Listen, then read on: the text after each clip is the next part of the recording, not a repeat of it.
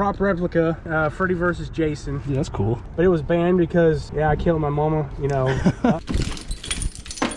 The official unveiling of the Nasty Bomb Toy Showroom. Froggy flips.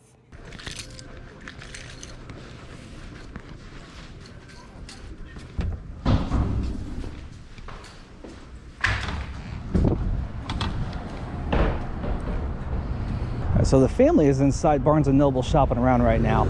I'm actually meeting a guy in the parking lot, a fella named Rob. I'm meeting him to buy some cool horror collectibles. Some things that I think will be perfect for Comic-Con. Just looking for his car right now. He said he's parked in front somewhere. There we go, right there. How's it going, man? Trying to see where I parked. Okay, I'm right over there. Okay. Do you think I should move over here? I can move over where you're at. Okay. How far are you? Just right here? Just that blue one. Okay. Yeah, it's right there. Awesome, man. All right. Thank you. Nice to meet you, though. Oh, nice meeting you, man. Anthony. Nice meeting you. Cool. You just look it over and whatever you... Yeah, I won't pull everything out right now. Sweet. Extra t-shirts, that'll be fun to look through. Were you a collector then? Yeah, I was. My whole life, really. 58.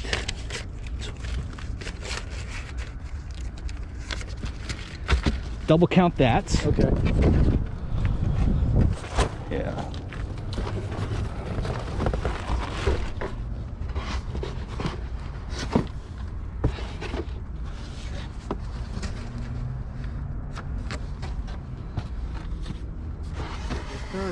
Cool. Awesome, man. I was gonna piece it out on eBay. Probably I could have, you know, I didn't want to take the chance of someone not being happy with the product. Yeah. You know, just stuff like that. So yeah, I've been watching your channel. So I appreciate that. do that real quick if you want. Awesome. And it's not really much, but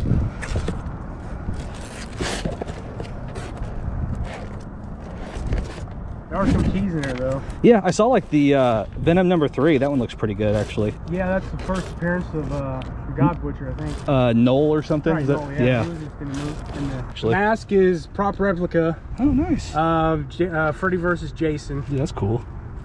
Blanket. Sweet. Let's do this real quick. So this is unopened. So you also get the DVD and the Blu-ray. Cool. And that's the poster inside there. The two posters, yes. That's going to be hard to sell. I don't know if I'll be able to sell that one. Oh, okay. Really? Yeah, that's cool. Yeah, my wife's excited about this one. Check that out, man. That's cool. like 93 mint condition almost. That's going to stand right in my vendor booth, I think. Oh, okay. You know, put some signs on it. Yeah, I looked them up, but I think like $100, but it's good advertising. that's the Gunnar Hansen signed Leatherface. Yeah, that's neat. So this Henry is the rare banned version. Okay. This was banned because it was in the lobby. So this is a lobby card. Right. But it was banned because, yeah, I killed my mama, you know. And then that's the banned art. Huh. I looked it up on eBay. There isn't any. Yeah, I couldn't find that either. It's an Australian Okay. print. Now the Texas Chainsaw Massacre. There's a snipe on the rated R because it was a Canadian poster. Okay. And on the back it has the year 1974. Right. And it has the Canadian stamp on it.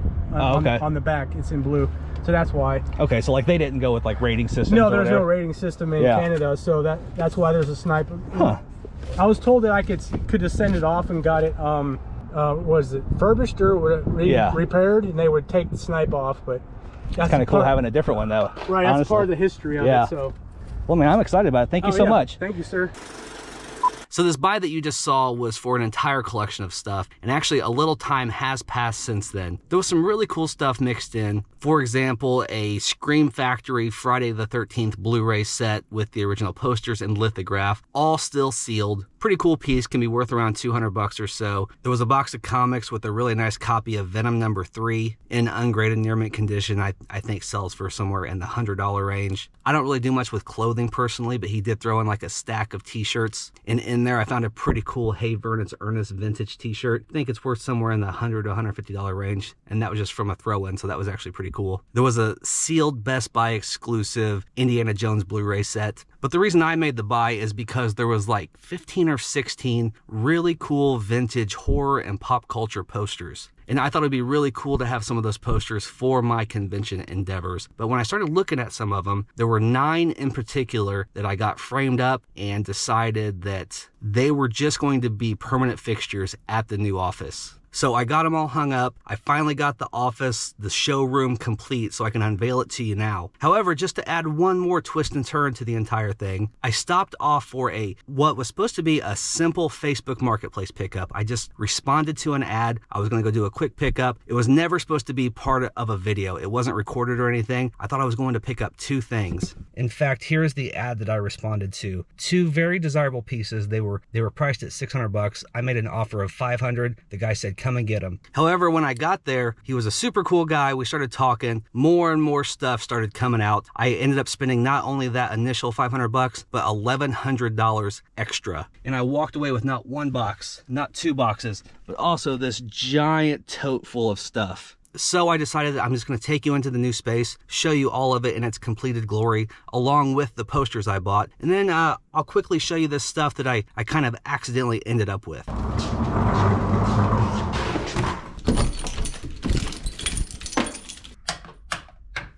All right, here we go. The official unveiling of the Nasty Bomb Toy Showroom. I'm very excited with how it's all turning out. As much as I wanted just to stuff it full immediately with stuff I already have, I do have some exciting buys and picks coming up, so I wanted to leave some room. I left some stuff in back stock, obviously, and I'm just gonna try to grow it properly. But I love how the displays are turning out, especially this one. Pretty sure this is my favorite. I took these 4 pieces of grid wall and kind of turned them into a centerpiece display, I guess.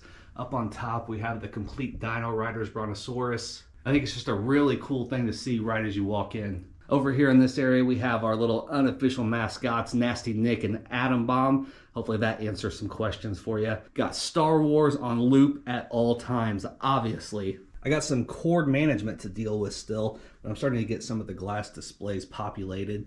Have some of the harder to find, more high-end Star Wars figures up there. Some of the last 17. Got the blue Snaggletooth, the blue Saber Jedi Luke. Got some G1 Transformers. We have our Ocean Warriors protecting the autographed Michael J. Fox reaction figure. Over in this case, we have a carded droid figure and some complete Ewoks figures. Some graded Star Wars. There's my carded Darth Vader down there. We have the Muscleman protecting the creature Leo. Once these cords are taken care of, this backdrop's going to look pretty gnarly, I think. Bunch of the vintage Pokemon on this side of the display. On this side, we have some New Adventures of He-Man carded figures. Some Motu carded figures. On the back, some randomness, Dino Riders, Muscle, Mad Balls, Dukes of Hazzard, Pee-wee's Playhouse. On this side, we have the wall of TMNT, of course, with the Wampa Rug looking sharp. I do love the bootleg Star Wars, so even though it's not prime real estate, they do get their own little spot here. Do have a couple of these shelves filled so far. We have the giant Motu, the Scary Terry figure, some bootleg TMNT, Comic-Con exclusives, Mumbo Jumbo plush, Natasha, vintage Stay Puft Marshmallow Man, bunch of GoBots, some regular show figures, vintage Star Wars, Garbage Pail Kids. Got a bunch of nice comics to flip through here. I've started displaying a bunch of the loose Star Wars figures. These are reserved for nice complete figures, like we have the Cantina Boys up there. Another blue Snags, and he let his little brother tag along this time. A bunch of complete Boba Fett's.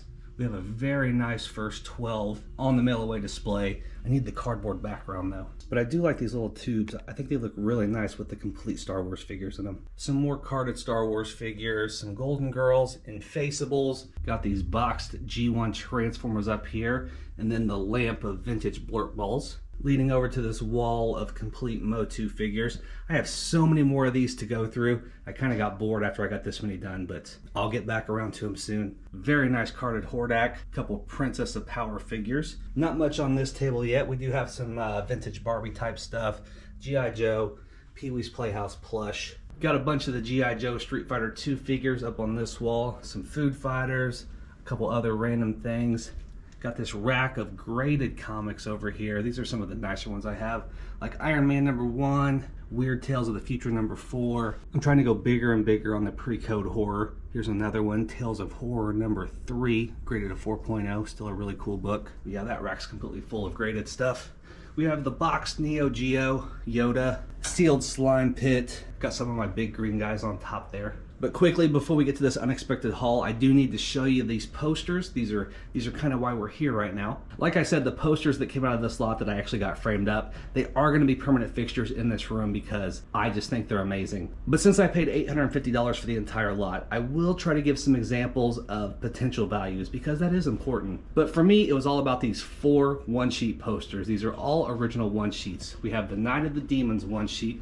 This was actually autographed by one of the cast members. We have the Fun House from 1981. Very disturbing graphic on that one. And then my 2 absolute favorites, and definitely the bulk of the value from the entire buy. The original Dawn of the Dead one sheet and an original Texas Chainsaw Massacre one sheet from 1974. As he was saying, this one is from Canada, so they put a little thing over the rating right there. But on the back, it does have the Canadian stamps for the theater that it was at. In very good condition besides that little thing right there. I wouldn't even call that a condition issue. I think it's kind of neat. But an original Dawn of the Dead one sheet will usually run you somewhere between $300 and $500. Pretty much the same with the Texas Chainsaw Massacre poster. Usually a really nice example is pretty close to $500 as well. So when you think about it, that really covers most of the value right there. The Funhouse and Night of the Demons, both around $100 a piece. But then if you come over here, we have this Australian lobby card from the Funhouse. No clue what this is worth. I cannot find another example of it. I gotta assume it has some pretty decent value. This was also part of the lot. We have the 1979 Incredible Hulk poster. This one was actually signed by Lou Ferrigno. No COA or anything, but I have no doubt that that's probably legit. The poster itself usually runs about $100 anyway. We have this awesome Gunnar Hansen signed 8x10 there. And then back here we have the exceedingly rare Henry Portrait of a Serial Killer lobby card. I was able to do some research on it. From what I could find, there may be as few as like 50 in the entire world. Now that doesn't necessarily make it valuable, but it does make it kind of cool in my opinion. I found some sold examples for around $90 on that one. And then the last poster out of that lot that I wanted to display was this Melvin's flyer right here from when they played at the Vogue in Indianapolis. I just think this one's cool because it's an original flyer from a local show, and it's actually signed by King Buzzo. It's kind of hard to see. Of course, that one wasn't going anywhere either. All right, now that all that's out of the way, let's go ahead and grab the rest of this stuff and quickly do our first haul from the new showroom, even if it was accidental.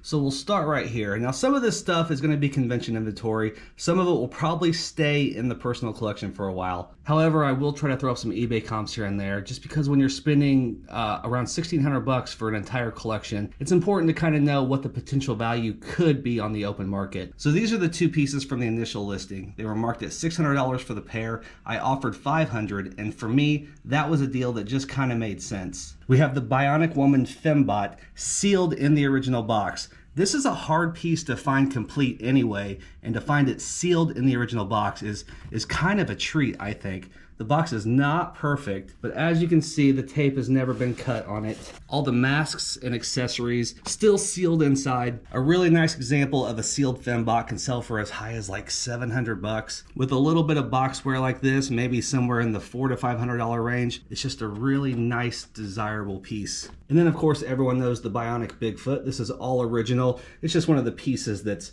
pretty much on every toy hunter's watch list. You press the little button here, the chest pops out, you can see all of its bionics inside. Arms are still attached, legs are still attached, chest piece obviously still intact. In this condition, you can ask anywhere between like $300 and $500, and I am super happy to have finally found my first one. And then we have a few more pieces from the $6 Million Man family. We have the complete Bionic Woman and the complete Oscar Goldman. The Bionic Woman has her shoes and her outfit. She has her purse with all the accessories inside, all the maps and credit cards and everything. The Oscar Goldman is in very very nice complete condition. Even has the original exploding briefcase full of all the original accessories. Unfortunately, we don't have the boxes for these two pieces, but the Bionic Woman should be valued somewhere in the $100 to $150 range. Oscar Goldman probably in the $60 to $100 range. The accessories make all the difference there. And then we have the $6 million man himself. A very nice example with the original engine block. This is a reproduction box. Pretty common to find these with a reproduction box. It's easy to tell the difference, but it does help display the figure. The best part about this figure is if you roll up his sleeve, it has the original arm skin that you roll up to see all of his bionics. It can be difficult to find one where this piece hasn't dry rotted over the years. I would guess this piece is somewhere in the $150 to $200 range. Next up, and probably my favorite part of the buy, is this really clean Mego collection. It's been a long time since I've had a large Mego collection, so I was super excited when he showed me this. Got a few accessories missing throughout, like some gloves or a belt or a cape. Got some reproduction accessories too, which are pretty common for Megos. Not too hard to tell the difference between real and reproduction, but I think it's super cool to find such a clean collection. As far as value, some of them could be with the reproduction accessories as low as like 40 or 50 bucks, maybe a little less, but some of them, like the Thing here, this is a pretty desirable figure. He can sell for between 100 and 150 bucks on his own, complete like this. Pretty similar with the Human Torch, somewhere around 100 bucks for a nice clean example. We have the red torso Spider-Man over here. Batgirl is the only one I think that has mostly reproduction accessories. Some other ones like Robin, I think his R has been replaced, but I think everything else is legit. And then 2 out of these 3 boxes are obviously reproductions, like this Hulk. Wonder Woman is a reproduction box, but all original figure. But then we do have the Penguin that has the original box. I can say with quite a bit of certainty that this collection here is probably going to have a home in the showroom for the foreseeable future, because I just love it. So I kind of feel like with what I've already shown you, on a very good day, we might have already hit that $1,600 in value. However, we still have this giant tub full of stuff, so I'll try to rapid fire through some of this. We have 3 Transformers Masterpiece pieces. These might be KOs. These were highly knocked off. The knockoffs still have quite a bit of value. So with everything we've seen so far, I'm not very concerned one way or the other. I still think they're really cool pieces. We have some cool talking wacky wobblers still in the original box. We have Mr. Hanky from South Park, Butthead, and of course Beavis. I think Mr. Hanky can sell somewhere in the $50 range. The set of Beavis and Butthead somewhere between $100 and $200. And then we have a 12-inch McFarlane Terminator still sealed in the original package. This is from Terminator 3, Rise of the Machines. This is about an $80 to $100 piece. And then we have the Sideshow Toy Silver Screen Edition Phantom of the Opera, also sealed in the original package, probably $80 to $100, I think. We have a Movie Maniacs Child's Play 2 Chucky figure. Bubble has started kind of yellowing on this one a little bit. Pretty common, I think. No real clue what this one's worth. But of course, I love everything Chucky. We have a really nice Kiss collection. This is a set of the McFarlane Kiss Alive figures. All 4 fellas up there. These actually aren't suffering from the yellow bubbles. A lot of times when you see these, they've yellowed pretty significantly. These are all pretty crystal clear, which can make the set somewhere between 150 and 200 bucks. These 2 Kiss Dynasty figures made by Figures Toy Company. These usually fetch between 100 and 150 bucks each. And then the modern Gene Simmons Mego, not so much on that one, but still pretty cool to go along with the rest of the collection here. We have a complete Juggernaut Build-A-Figure. All the pieces are there, somewhere around 50 to 60, I think, on that one. We have the entire set of the 2012 Universal Monsters Hot Wheels. I make no secret that I'm not a Hot Wheels guy. If anything was gonna make me be a Hot Wheels guy, it's probably something like this. I think the Wolfman was the harder to find or chase or whatever, but the entire sealed collection like this, I think brings in somewhere between like 80 and 100 bucks maybe. Got a few carded versions of the modern Megos. Nothing too special as far as value goes, but I still think they're cool to see. I especially like the Two-Face right here. Got a nice little collection of some Super 7 reaction horror type figures. These are all still sealed up here. We have Nosferatu, Creature from the Black Lagoon, Bride of Frankenstein, Phantom of the Opera,